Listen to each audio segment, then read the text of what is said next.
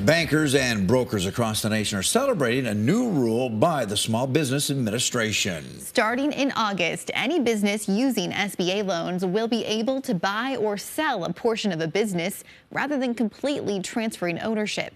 In tonight's Your Money Matters, what the change means for the longevity of small businesses across KELOLAND.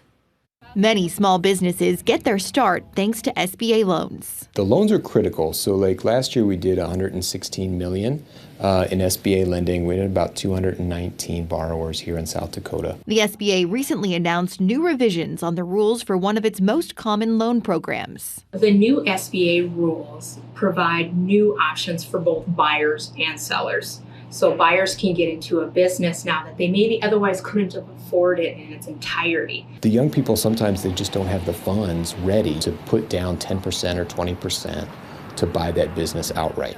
And that used to be what was required prior to this rule change.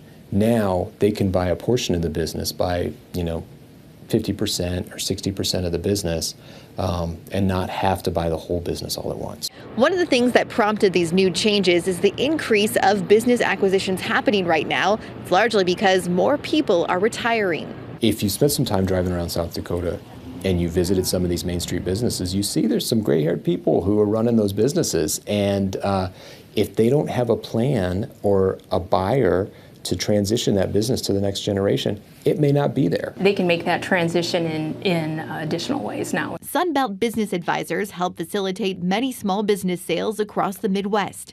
South Dakota advisor Jill Tenhaken says this change is a win-win for sellers who may not be ready to fully retire and new buyers who are looking for some guidance during the transition. I've had buyers already recognize that when they're looking at a business and ask, is the seller willing to stay on at 20%? To have that person who's seen the business, they've seen the ups and downs, to be side by side with them going forward.